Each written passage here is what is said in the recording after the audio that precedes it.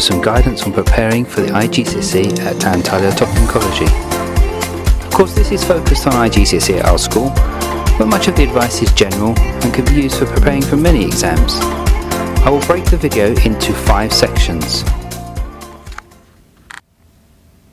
Number 1 on my list, daily routine. Now, is there some really cliche stuff in here, but it really can help. For example, in many militaries around the world, making a bed each day is important. You might be thinking, okay, I'm not at a boot camp, but getting into a daily routine can really help. Humans are creatures of habit, and having that routine can really help you focus on the task in hand, in this case, revising or studying. Have your coffee, break time, make sure you do some sport and get outside. You will be amazed at what benefits the fresh air can do for the old grey matter. Not to mention, stay hydrated, keep the water going. Aim to have at least 20 minutes exercise each day and around 2 hours study a day. Plan it, stick to it, let your family know it so they don't disturb you, and do reward yourself afterwards.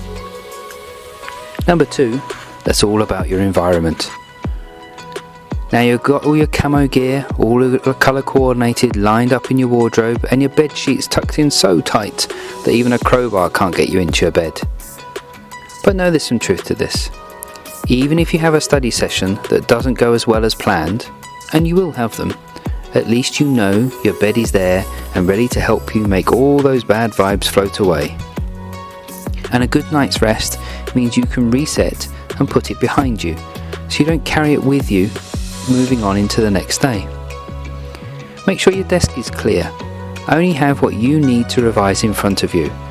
No phone, but I will come to that later. We're not talking about creating a Zen garden here, but you get the picture. Number 3, planning in your timetable. You should plan to do up to 2 hours revision each day. If you plan to do 5 GCSEs, that means around 20 minutes on each subject each day, and about 20 minutes at the beginning for flashcards, details of which I'll explain shortly. A good tool for planning revision is Google Calendar. If you set each subject as a different calendar within your Google account, it will be easy to manage and all the blocks will be colour coordinated. And let's face it, it will look pretty too. No highlighters were harmed during the making of this video. Try to plan everything out at the start of your revision programme. All your units, everything. Then you can focus on one topic at a time, knowing you've got everything covered. And don't forget your old buddy, fresh air. That's important too. And don't forget to reward yourself. That chocolate in the cupboard's definitely calling. Number 4, techniques. The big one that everyone stresses about, but it really shouldn't be that overwhelming. Don't reread and highlight. Dr. Barbara Oakley from Oakland University talks all about this. This style of traditional writing out notes or reading back through the books and highlighting is passive. It's not as effective. Professor Dunlosky from the Department of Psychological Sciences at Kent University in the States states, summarization involves paraphrasing the most important ideas within a text. It has shown some success at helping undergraduate students learn, although younger students, i.e. GCSE, who have difficulty writing high-quality summaries may need extensive help to benefit from this strategy.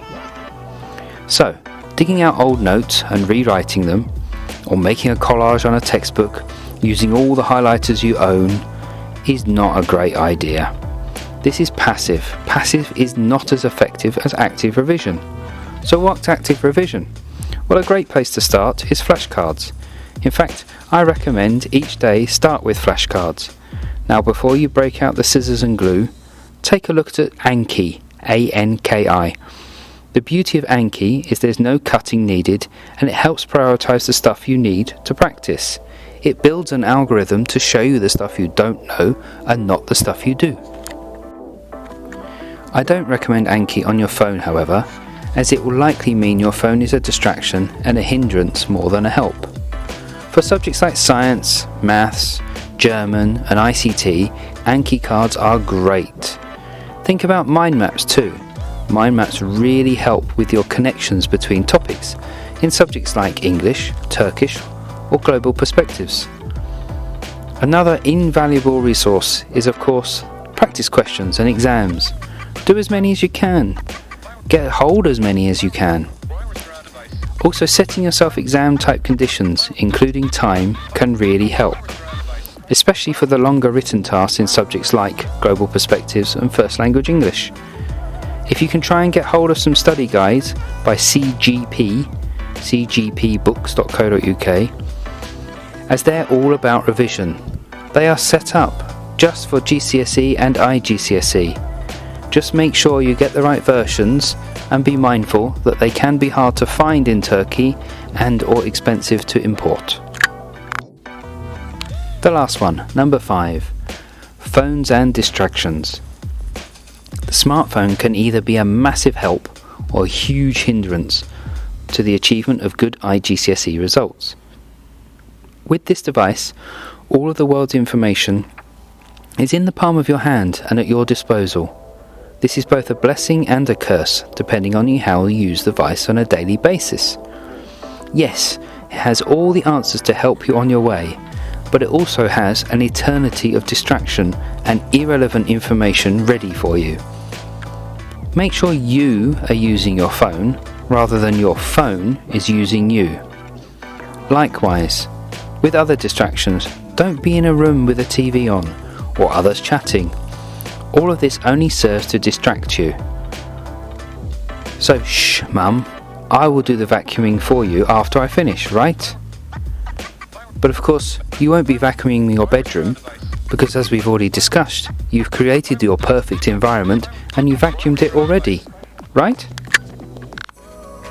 Those are my top 5 tips for getting yourselves ready for the GCSEs, or in fact any major exams you may experience.